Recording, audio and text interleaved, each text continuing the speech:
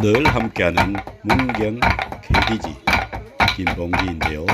삼국시대 조선 문경 공호산성에서 김영갑 마찬가지로 아르랑 학교장의 문경 아리랑도 아르랑 이야기를 오리지널 울떡곡에서 옛날 한번 형태를 그대로 지니고 들어보도록 있었기 하겠습니다. 때문에 일반인들이 관심을 갖지 않았어요.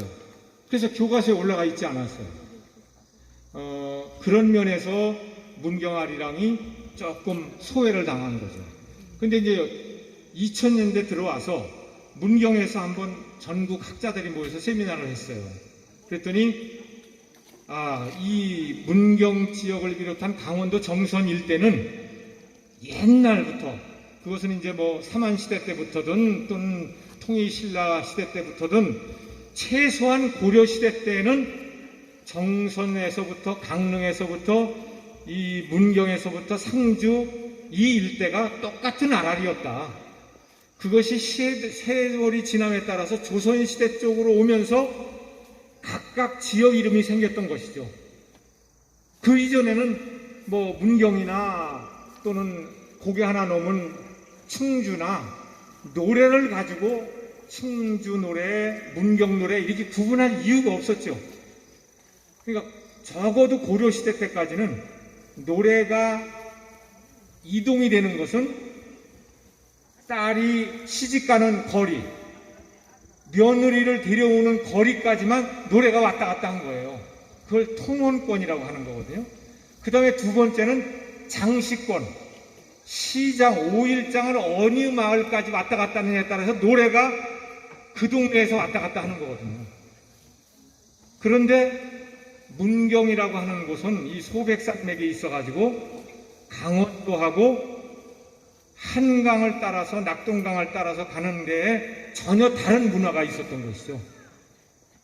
그러다 보니까 조선조 말 오면서부터 농법이 물을 대서 모짜리를 해서 다시 옮겨 심는 이양법으로 바뀌어지게 돼요. 그게 조선 17세기부터예요. 그 이전에는 그냥 보리 뿌리듯이 물론에다가 벼씨를 뿌려서 크게 했거든요. 그때는 모를 심었다가 크면은 이동해서 쭉 여러 사람이 모여서 일시에 모를 심을 이유가 없었어요. 자기들끼리 그냥 집안에서 아무 때나 날 잡아서 그냥 물만 주면은 되니까. 그런데 그 이양법이라는 게 일반화되면서부터는 농민들이 우리 가족이 부족하면 이웃집 사람을 불러다가 노벌 얻어서 우리 논을 같이 해달라. 그러면 너희 논 할 때 우리 가족도 너도 가겠다. 이러한 모를 심는 형태가 바뀌니까 누군가는 못줄을 띄워야 되고 누군가는 고개를 숙여서 모를 떠야 되죠. 이게 동작을 맞춰야 되고 그러다 보니까 노래가 필요한 거예요. 그래서 아랄이라고 하는 옛날 노래를 조금 더 빨리 해서 네가 선창하면은 우리는 심고 피고 하겠다. 이래서 노래가 필요하게 된 거거든요. 그러면서 여러 사람이 부를 때는 우리 노래는 이응자가 붙어요. 노래 후렴에 모두가 이응자가 부른다는 건 뭐예요? 여흥조, 여흥음이라고 해서 우리가 술 먹으면 다 콧소리 내잖아요. 어린아이가 노래해도 콧소리가 나고 남녀가 극한적으로 사랑을 할 때도 이응음이라는 것은 여러 사람들에게 흥을 돋군다는 뜻이란 말이죠. 그 이전까지는 아랄이었는데 그렇게 여러 사람들이 모를 심으면서 노래를 하다 보니까 이응이 붙어서 아리랑이라고 하는 게 되어 있는 거예요. 근데 그 아리랑이라는 이름이 붙게 된 거는 강원도 정선 쪽은 땅이 없어요. 모를 심을 만한 땅이 없어. 순전히 감자 심고 보리 심는 밭이 있을 뿐이지. 영남에 와서야 비로소 논이 생기고 이렇게 됐단 말이에요. 그러니까 이응음이 붙는 노래는 이 소백산맥을 경계로 할 때 바로 충주 일대가 논이 많으니까 문경 일대도 똑같이 영향을 받게 되는 것이죠. 서울을 가려면 당연히 고개를 넘어가야 되고 산남 사람들이 모두 고개를 넘어가야 되기 때문에 충주 일대는 사실은 장시권이 이루어졌어요. 결혼은 안 해도 시장을 보러 가려면 문경 쪽에서 오히려 충주 쪽으로 가는 경우가 많았다는 거예요. 그러니까 노래가 섞이는 것이고, 그러다 보니까 모 심을 때 노래가 문경 지역에서 전달이 돼서 오히려 강원도 정선에는 이응자로 부르진 않아요. 그래서 아랄이라고 해요, 지금도.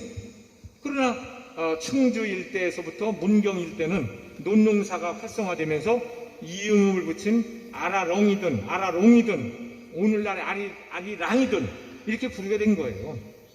그런데 이 노래가 경북궁 중수를 통해서 삼남 지역 사람들이 문경세제를 지나다 보니까 문경의 이 노래가 자기들 마음에 받아들이게 된 거예요.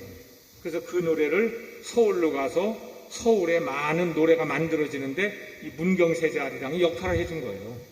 그러니까 전통적인 아라리에서 이응자가 붙은 아라롱, 아라롱 뭐 이런 노래가 후렴을 부르는 노래가 생겼는데 그 역할을 한 것이 바로 문경 세제소리, 문경 노래가 되는 거죠.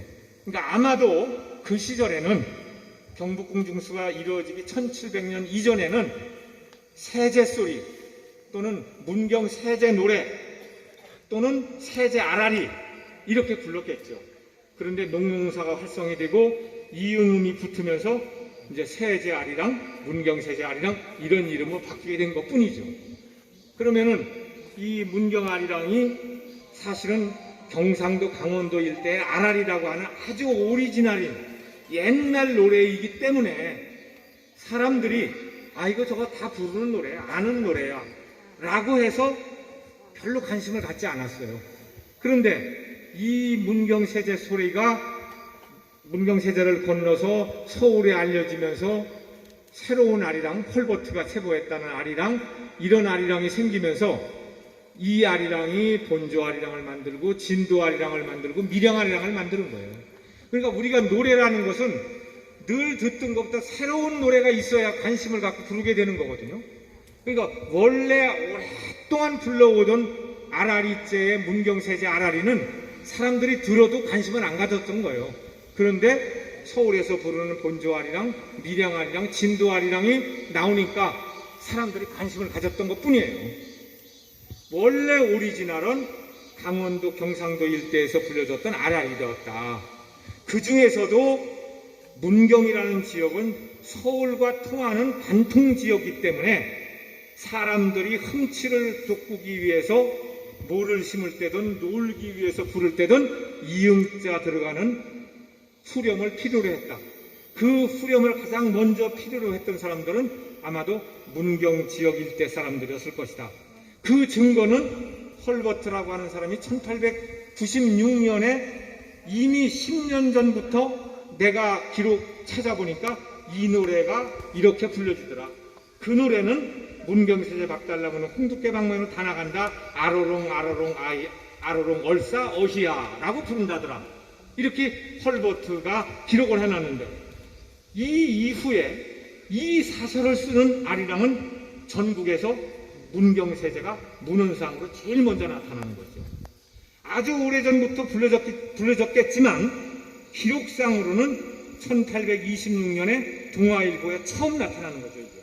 그래서 학자들이 헐버트라는 사람이 최초의 근대 아리랑이라고 하는 걸 기록했는데 그 모형이 바로 문경세제 박달나무는 홍두깨 방망이는 다 나간다라는 노래를 1절에서 부르는 문경세제 아리랑이 어머니 역할을 했구나. 그래서 2000년대부터 문경세제 아리랑을 중요하게 생각하고 학자들이 연구를 많이 하는 거죠. 그러니까 우리가 일반적으로 진도 아리랑, 밀양 아리랑, 본조 아리랑을 사실은 귀에 가까이 하지만 그거의 어머니는 바로 문경세제 아리랑이다. 그렇게 이해하시면 될 것 같습니다. 예, 감사합니다. 김영갑의 아리랑 이야기 시청해 주셔서 오늘 감사합니다. 지금까지 늘 함께하는 문경 KBG 문장기였습니다. 대단히 감사합니다.